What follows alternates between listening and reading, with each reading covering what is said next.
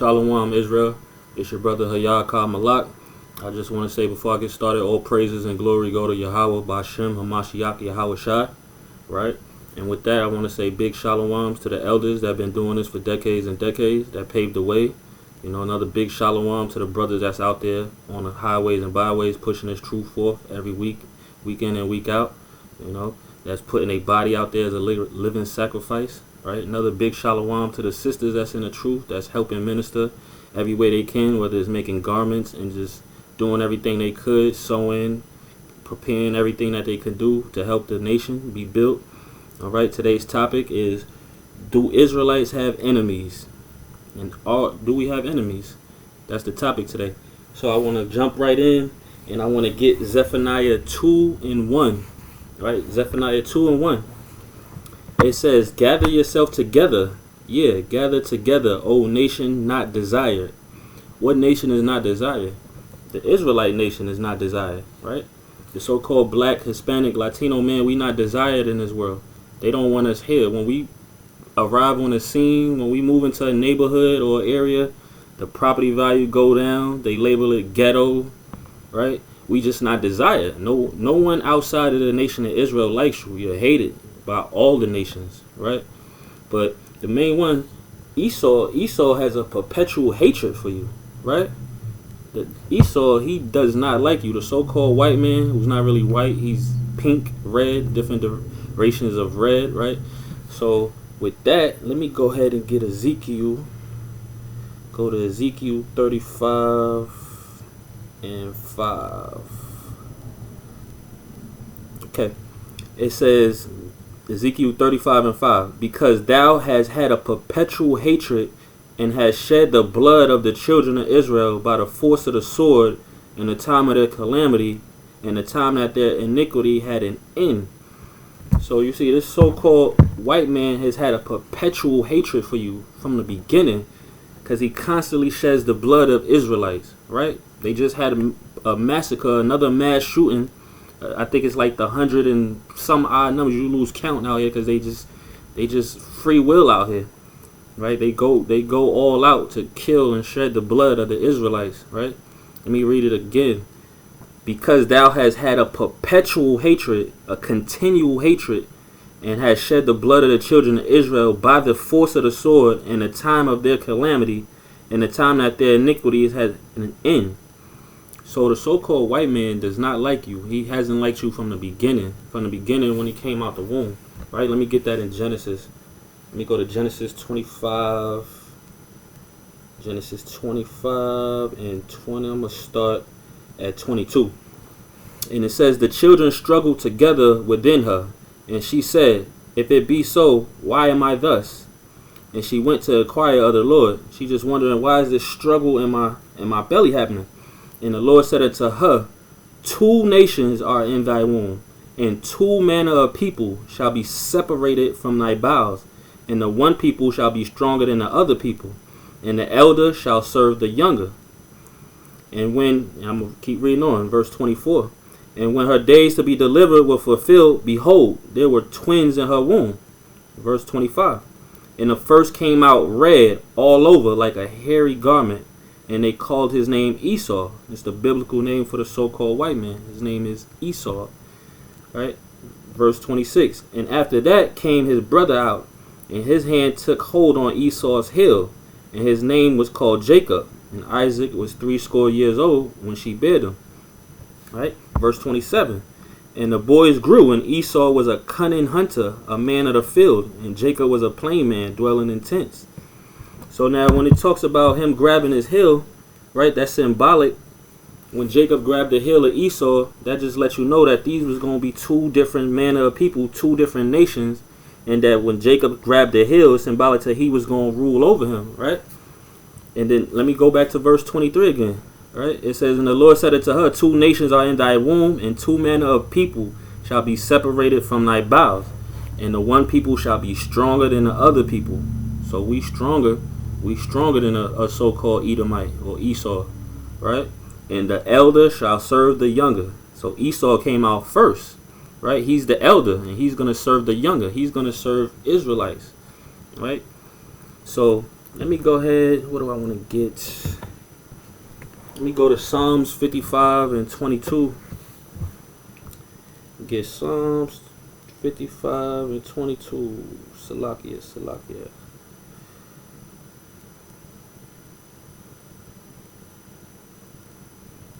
All right.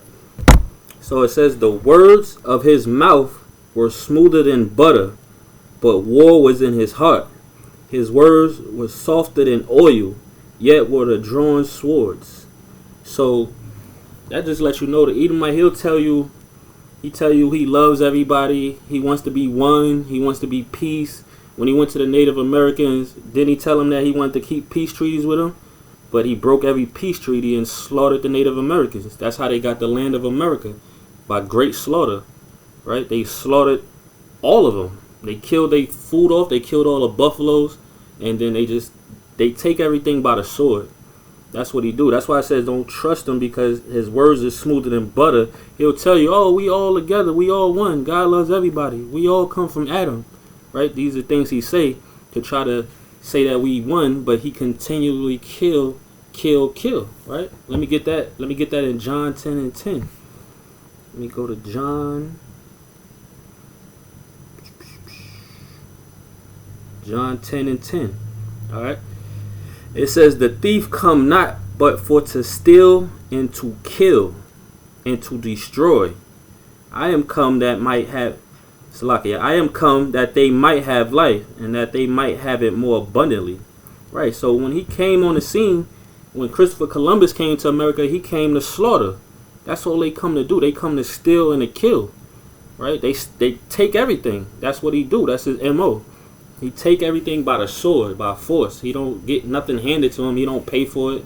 No, he kills and he steals. Right? So let me get Revelations 2 and 9.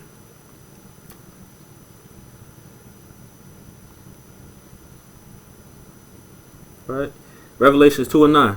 I know thy works in tribulation and poverty, but thou art rich. Right? This is the Lord talking to the Israelites, because we in captivity.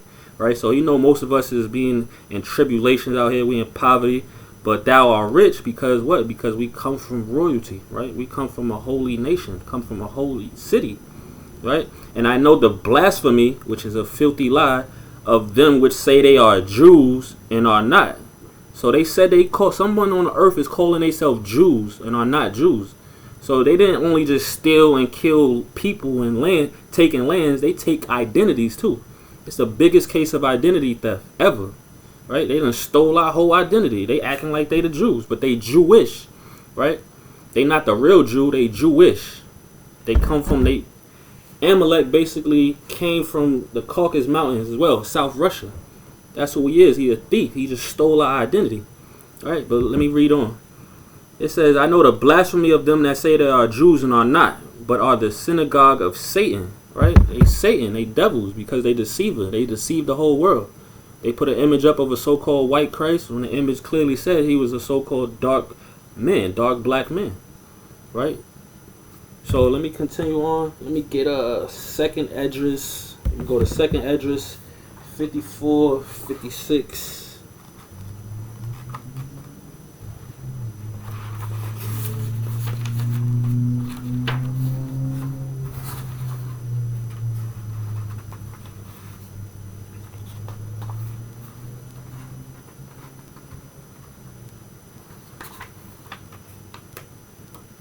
That's not what I want. That's not what I want. Salakia, let me get Sirach 17 and 17. That's what I want. Alright. So this says, for in the division of the nations of the whole earth, he set a ruler over every people, but Israel is the Lord's portion. Now, what does this mean? Because again, a lot of so-called white people of the nation, they say, oh, we all come from Adam. We all come from Adam. Yeah, we all come from Adam, but he divided us and separated us. Let me read this again. This is the book of Ecclesiasticus, Sirach 17 and 17. For in the divisions of the nations of the whole earth, he set a ruler over every people, but Israel is the Lord's portion. Right? So he divided the nation. He didn't keep us all together. We all came from Adam, but everything was separated, right? I got another verse, a precept to go with that. Deuteronomy 32:7. It says, remember the days of old, consider the years of many generations. Ask thy father, and he will show thee, thy elders, and they will tell thee. Verse 8, when the Most High divided to the nations their inheritance, when he separated the sons of Adam, he set the bounds of the people according to the number of children of Israel. That's pretty much a clean cut to anybody that's saying we all come from Adam. So what? What that mean? Well, let me read it again slowly so you understand this. When the Most High divided to the nations their inheritance, when he separated the sons of Adam, he set the bounds of the people according to the number of the children of Israel. See that? So we was separated from the beginning. From the beginning, we was never, two manner of people came out of the womb. So we was never going to be equal. We was never going to be together. We was never going to be hand in hand. They always were going to have a perpetual hatred for you, right? And Esau, he hates you because he didn't get the blessing. He didn't get the birthright, right? He was never going, he was rejected. His blessing was rejected, right? So let me show you something real quick, right? This is Hebrews 12:16. Lest there be any fornicator or profane person as Esau, who for one morsel of meat sold his birthright, right? Reading on, 17. For ye know that afterwards, when he would have inherited the blessing, he was rejected. For he found no place of repentance, though he sought it carefully with tears. So he knew that he wasn't going to get the kingdom. The kingdom of heaven wasn't for him, right? He wasn't going to get that. He was rejected. So he sought it out with tears and cried. So, but he always had a perpetual hatred for the so-called blacks, Hispanics. Jacob, right? He was mad from the beginning, right? Let me get 2nd Esdras 6:9 real quick.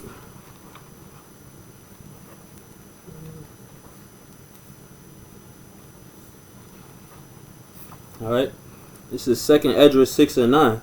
For Esau is the end of the world, and Jacob is the beginning of it that followed. Right, so Esau is the end of his rulership is almost over. The end of his world, because the world was given into the hands of the wicked. Right, so he's in control. He's the ruling nation of this earth right now.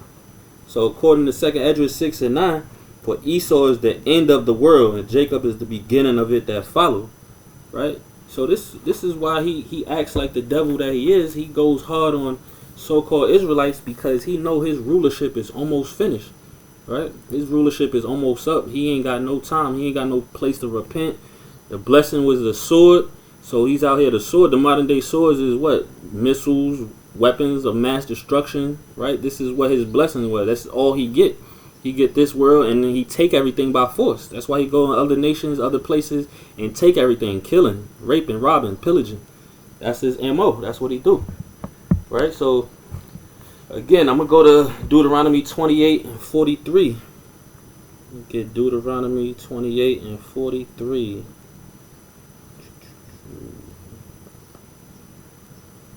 Right, and it reads, the stranger that is within thee shall get up above thee very high, and thou shalt come down very low. Verse 44, he shall lend to thee, and thou shalt not lend to him. He shall be the head, and thou shalt be the tail. So this curse right here is letting you know, Israelite, that we was going to be at the bottom of the society. And the person that's above us, he hates us. The person that's in charge of us, basically, right? When you go to the bank and try to get a loan, don't they say, no, sorry, nigga, we can't help you. You can't get that. Even if your credit is decent, they don't want to help you, right? Because it says, the stranger that is within thee shall get up above thee very high, and thou shalt come down very low. Right? He shall lend to thee, and thou shalt not lend to him. We don't lend to them. We don't have a bank to offer them money. Right? We got to go to them and want in need of all things. Also a curse from God for not following his laws, statutes, and commandments. Right? But this is also to let you know that, again, everybody hates you. It's a perpetual hatred that they have for us. That's why Zephaniah 2:1 says, gather yourself together, O nation not desired. Because nobody desires us here. Right? This is a place where you're hated. You hated, and it's not just Esau that hates you. All of these nations hate you, right? Every single nation hates you. Let me get this. Let me get Psalms 83. Get Psalms 83 and 3. Yeah, all these nations don't like us. Alright? Alright. Let me start at 2. Psalms 83 and 2. For lo, thine enemies make a tumult.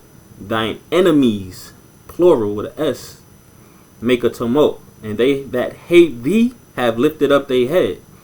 Verse 3. They have taken crafty counsel against thy people, and consulted against thy hidden ones. They have said, come, and let us cut them off from being a nation, that the name of Israel may be no more in remembrance. So these nations came together, consulted with one another in secret meetings, holding all these secret meetings to make sure that the name of Israel be no more amongst us, right? They cut us off. They cut us off from being a nation. When you ask the average so-called Negro or Hispanic person, what's your nationality? They tell you they black. I can't go to the country of black or African American, you know. But you don't know that you're an Israelite. No, hardly anybody tells you, oh yeah, I'm an Israelite. You know, I'm from Jerusalem. No, they're not gonna tell you that, because these enemies let me read it again. They have taken crafty counsel against thy people and consulted against thy hidden ones. So they spend big money to try to keep this knowledge away from you, but they can't keep the knowledge away from us, because it's all of the Lord. The Lord put the Spirit on us, and we're going to seek out all His knowledge and know who's doing what to us, right? So these enemies came together. All these nations came together to try to cut us off from being a nation, right? Let me get a precept for that. Let me get Baruch 4 and 6. Ye were sold to the nations. To the nations, not a nation. You were sold to the nations, not for your destruction, but because you moved God to wrath. You were delivered unto the enemies. So this is letting you know that the Most High said all these nations had their hand in our fall. Every last one of them. Nobody innocent.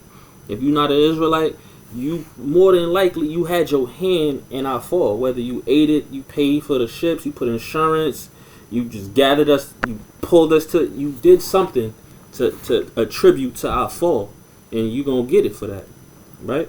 Let me read it again. You were sold to the nations, not for your destruction, but because you moved God to wrath. You were delivered unto your enemies. So the Most High sent us into this land to serve our enemies, not to utterly destroy us, but just to serve them. Now they took it too far, especially Esau. He took it way too far with how he was treating us, how he did us, feeding our kids, the babies, and the bloodshed. He went way too far, right? That's why when you go to the book of Obadiah 1 and 10, it says, for thy violence against thy brother Jacob, shame shall cover thee, and thou shalt be cut off forever. Forever. You never gonna get the kingdom. After this ruling kingdom that you're doing right now, after this is done, you're going into chains, and then you're gonna be exterminated out the earth, because there's no more ruling for you. Like I said, for Esau is the end of the world. Jacob is the beginning of it that follow, right? So let me read it again. For the violence against thy brother Jacob, shame shall cover thee, and thou shalt be cut off forever. Right? Let me jump down to verse 12. But thou should not have looked on the day of thy brother in the day that he became a stranger, neither shalt thou have rejoiced over the children of Judah in the day of their destruction, neither should thou have spoken proudly in the day of distress. Right? So they proud about having us in slavery. They proud that they did all these atrocities to us, that they raped, robbed, and murdered the whole world. They proud about this. They don't feel shameful about it. They actually happy about it. But what the Lord say, right? Because when you ask a so-called white person, how do you feel about slavery, all this stuff that happened, they'll tell you, oh, that happened a long time ago, and it wasn't me. I didn't have nothing to do with that. Right? You didn't have nothing to do with it, but your forefathers left you with a bill that you got to pay. That's according to the Lord. So this is Isaiah 14 and 21. Prepare slaughter. Prepare slaughter. Slaughter. What is slaughter? Slaughter is genocide. Prepare slaughter for his children, for the iniquity of their fathers, that they do not rise nor possess the land, nor fill the face of the world with the cities. You see that? So he said, prepare slaughter for them, right? Since you ain't have nothing to do with slavery, but you benefit off of it, right? You benefit. You walk around. You still got white privilege. You don't get gunned down in the street. Y'all still killing us to this day. So he gonna prepare slaughter for y'all, right? Prepare slaughter for the children. That's why Zephaniah says, gather yourself together, O nation not desired, because you not desired here. Nobody likes you, right? These other nations don't like you. Even our own nation, some of them become enemies, right? Let me get that. Let me bring that out. Deuteronomy 28 and 54, I believe. Right. So this is Deuteronomy 28 and 54. So that the man that is tender among you and very delicate, his eyes shall be evil towards his brother, and towards the wife of his bosom, and toward the remnant of his children, which he shall leave. So this is a curse that the Lord said, that your eye gonna be evil towards your brother, because we kill each other too at an alarming rate, better than the KKK was doing it.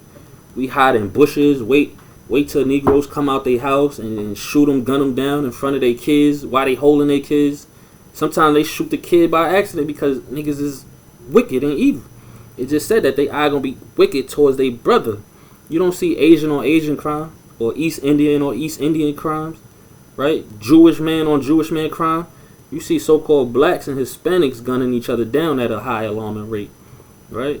Because that's what it said. It said his eyes are going to be evil towards his brother, evil towards his wife, and the remnant of his children, which he shall leave. Don't a lot of people just have kids and just leave them? Don't even raise them. Just have kids and they just bounce and go off and do their own thing. That's wicked. Most High said this was going to happen. It's a curse on our people. That's why it's important that we gather ourselves together as a nation that's not desired in these end days, in these end times, and follow these laws, statutes, and commandments to your best ability, because the world hates you. These nations hate you. Esau hates you. And your own brothers and sisters hate you at times. So you got to stay strong and diligent in this truth, right? With that, I don't think I got anything else. So I'm going to just say, again, all praises and glory go to the Most High Yahweh, Ba'Shem HaMashiach Yahweh Shah, and Shalom.